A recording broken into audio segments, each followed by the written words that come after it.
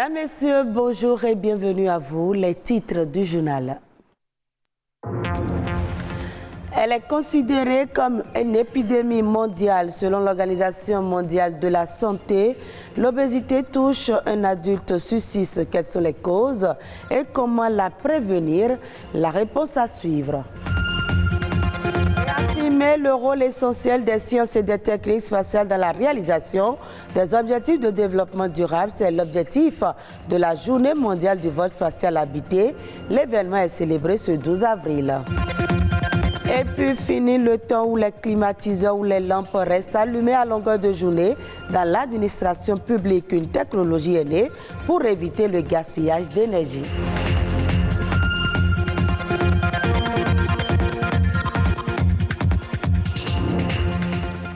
L'obésité est un problème mondial. Cette maladie touche 800 millions de personnes et des millions d'autres sont à risque. Le nombre de cas d'obésité a presque triplé depuis, selon l'Organisation mondiale de la santé. Elle a de lourdes conséquences sur la santé. C'est ce que nous dit Henriette Atiou dans ce reportage.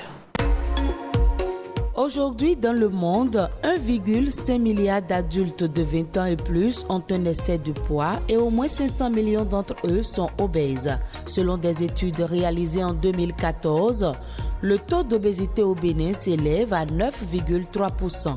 L'obésité, c'est une maladie qui est provoquée généralement par la mauvaise alimentation. C'est la cause du dysfonctionnement de l'organisme, donc on peut considérer que c'est une maladie. L'obésité se caractérise par une accumulation anormale ou excessive de graisse corporelle qui peut nuire à la santé. Une personne devient obèse lorsqu'elle consomme plus de calories qu'elle n'en dépense. Un déséquilibre dû au changement des habitudes alimentaires et à la baisse d'activité physique. Nous passons trop de temps sous climatisation, on ne fait pas de sport, rien. Donc le sédentarisme favorise encore le fait que nous ne dépensons pas toute cette énergie que nous accumulons. Il y a aussi des causes génétiques. Donc ce n'est pas obligatoirement, il y a des gens qui ne mangent pas beaucoup, mais qui sont obèses. C'est un rapport poids sur la taille au carré. Donc vous faites cette division et vous voyez où vous êtes. Si par exemple vous faites cette division et vous constatez que vous êtes à partir de 25 à 30 kg par mètre carré, là vous êtes obèse. Mais si vous êtes au-delà de 40, ça veut dire que vous êtes obèse massive. L'obésité dégrade la qualité de vie d'un individu et peut avoir des conséquences sur sa santé. L'obésité est associée à une augmentation du risque de morbimortalité. Les arthroses du genou, arthrose lombaire, la plupart du temps au niveau des membres inférieurs, les problèmes de jambes lourdes, les phlébites et parfois des œdèmes au niveau des membres. L'obésité, la première des choses, c'est d'abord le diabète du type 2. Et puis, il y a l'AVC qui vous attend. Et en plus de ça, vous avez le cancer. La perte de poids grâce à une alimentation saine reste le seul moyen de lutte contre le surpoids et l'obésité. C'est par notre habitude que cela peut arriver. En mangeant plus équilibré, il faut manger sainement. Manger sainement, manger moins gras. Plus se dépenser. C'est lorsque nous mangeons beaucoup et que nous ne nous dépensons pas. Avoir une activité sportive régulière. Éviter de manger très tard. Maigrir et maintenir des résultats est un objectif à long terme qui demande de la patience, de la motivation et de la détermination. Aujourd'hui et depuis 2011, chaque 12 avril, la communauté internationale célèbre le début de l'ère spatiale habitée pour l'humanité. C'était un 12 avril 1961 que le soviétique Yuri Gagarin a effectué le premier vol spatial habité. Cet événement historique a ouvert la voie à l'exploration spatiale pour le bien de l'humanité tout entière. En 2011, l'Assemblée générale a déclaré le 12 avril Journée internationale du vol spatial habité pour réaffirmer le rôle essentiel des sciences et des techniques spatiales dans la réalisation des objectifs de développement durable. Patrick Adjagoudjou. « 12 avril 1961, le soviétique Yuri Gagarin effectuait pour la première fois au monde un vol spatial habité.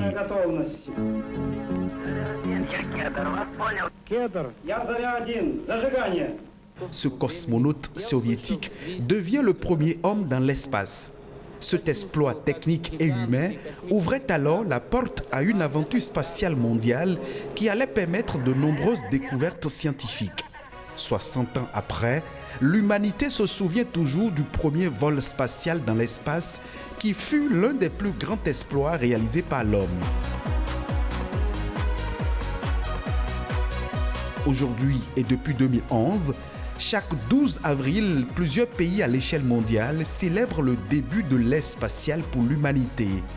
Un vol spatial habité est un vol spatial avec un équipage humain à bord d'un véhicule spatial. Il se différencie des sondes spatiales, vaisseaux non habités ou des satellites artificiels contrôlés à distance. Les vols habités dans la Station spatiale internationale permettent d'étudier l'effet de la vie en microgravité dans plusieurs domaines. Depuis le 12 avril 1961, l'Organisation des Nations Unies encourage et travaille à l'utilisation au mieux des avantages uniques de l'espace pour le bien-être de l'humanité tout entière.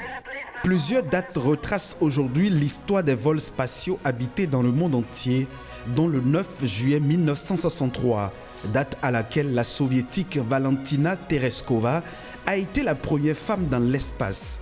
18 mars 1965, le soviétique Alexei Leonov est le premier homme à faire une sortie dans l'espace. Le 21 juillet 1969, Neil Armstrong, lors de la mission Apollo 11, fit le premier pas de l'homme sur la Lune. À ce jour, seuls 3 pays, la Russie, les États-Unis et la Chine, sont capables d'envoyer des hommes dans l'espace. Il n'est pas rare de voir dans les administrations et dans les maisons des ampoules, des climatiseurs et autres appareils électroniques laissés allumés à longueur de journée. Une perte énergétique qui coûte des millions de francs pour les individus, voire des milliards pour les administrations publiques. Mais depuis, une technologie est née. Elle permet d'éviter le gaspillage et d'économiser l'énergie. David Adamon, enseignant chercheur à l'université d'Abomey-Calavi, nous en parle. Alors, il s'agit d'un système intelligent et autonome de régulation du confort thermique dans les bâtiments de façon générale et les bâtiments administratifs de façon particulière. L'objectif, c'est de réduire la consommation énergétique due au fonctionnement des climatiseurs dans nos bâtiments. Il y a d'abord les capteurs de présence qui signale la présence ou non d'un individu dans la pièce. Il y a les capteurs de position qui sont placés au niveau des ouvertures de l'enveloppe du bâtiment. Donc quand je parle d'ouverture, il y a les portes, il y a les fenêtres, il y a autre chose. Alors donc ensuite, il y a le dispositif même qui est stocké dans un coffret et c'est là où se trouve tout le cerveau. Alors en termes d'avantages, c'est que ça nous permet dans un premier temps de réduire notre facture énergétique. Et vous allez voir que entre l'instant où on l'a installé et l'instant d'appréciation, il y a un gap qui doit se signaler forcément au niveau de la consommation énergétique, signaler au niveau de votre facture. L'objectif également, c'est de nous discipliner parce qu'il y a une zone de confort qui est définie.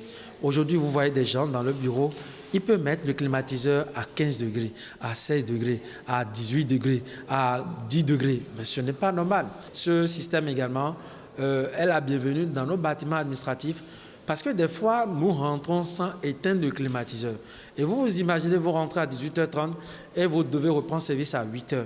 Imaginez la quantité d'énergie gaspillée en l'air. Donc, c'est un système qui s'allume, qui s'éteint, qui allume et éteint le splitter selon les conditions. Donc, quand les conditions sont remplies, vous devez profiter pleinement de votre confort. J'ai lu beaucoup de rapports d'audit énergétique sur les bâtiments administratifs et ça m'a permis de comprendre un peu les causes à la base d'un tel gaspillage. Et quand vous allez chercher là-dedans, vous allez comprendre que cela est dû principalement à l'utilisation anarchique des climatiseurs. Donc nous pensons qu'à travers cette technologie, nous pouvons apporter notre contribution au développement de nos nations et des nations des pays environnants, de la sous-région, je veux dire. Suivons à présent la nation en bref qui porte aujourd'hui la signature de Uvaeus Balogun.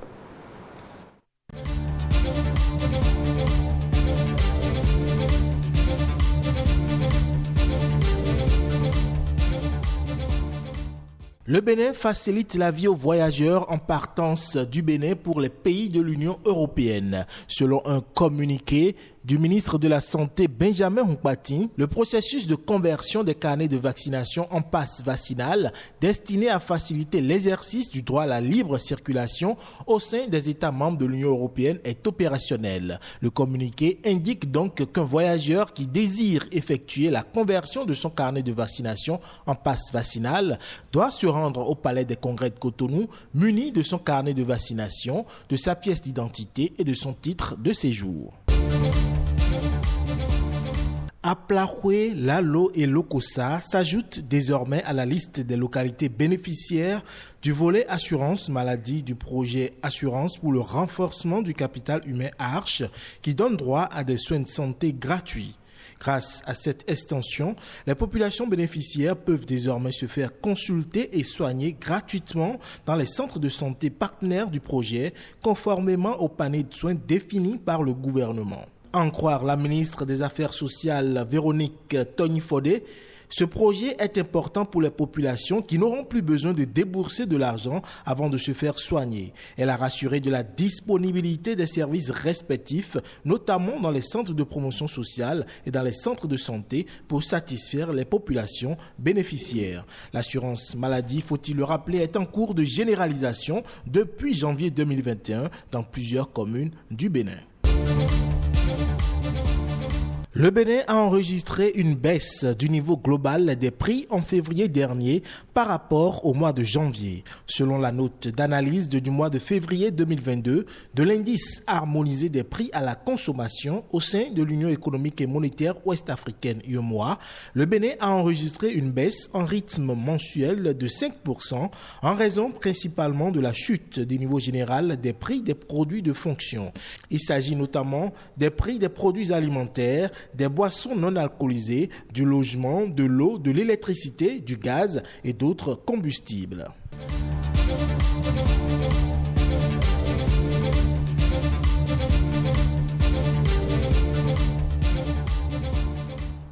Et voilà qui vient mettre un thème à ce journal. À revoir sur le site de l'ORTB, www.ortb.bj.